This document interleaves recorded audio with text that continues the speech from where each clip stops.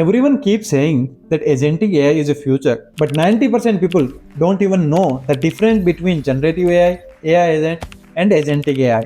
And honestly, most AI experts are using terms wrong. So in the next few minutes, I will show you the exact difference, not only theoretically, but I will actually show you the real world example that okay, this is generative AI, this is AI agent, and this is agentic AI.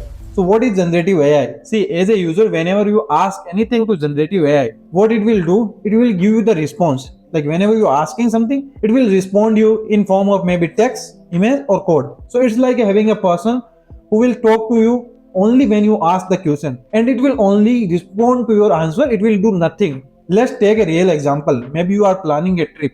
So here you will give your prompt. For example, I will give a prompt, write me a 3-day Dubai itinerary. Of course, it's a example of a very bad prompt because right now I want to save our time.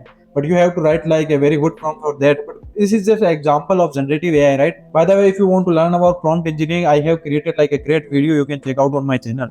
So let's hit enter. So it will give you like everything in step by step. It will do nothing for you. So this is known as generative AI.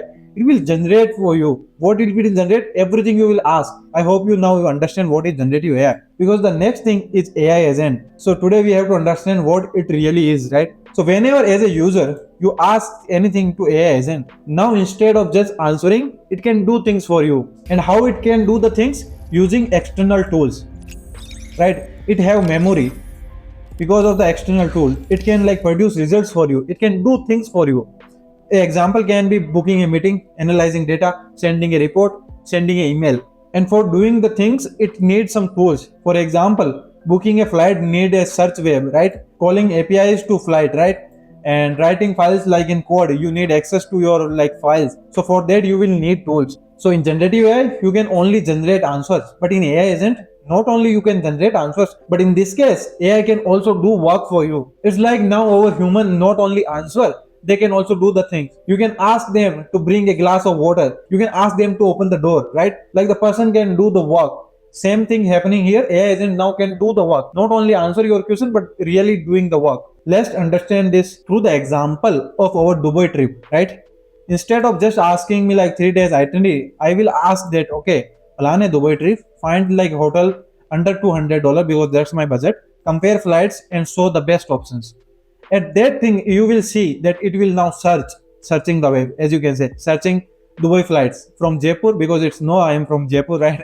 It's doing the thing. Now you can see it use external tools. As I showed you earlier, it will use external tool like searching web, and then it will be giving the results from different websites because now it able to pull all the information from external sources using the tools. Even there are AI agents which can even book the flights for you and do the payment if you have given the proper permissions. I hope you now understand what is AI agents. It's an AI who can not only answer, it can do the things for you, right? Now the most interesting part is here. Now we will understand what is agentic AI. Like everyone is talking about agentic AI, how it works. So we will understand like what is agentic AI really mean.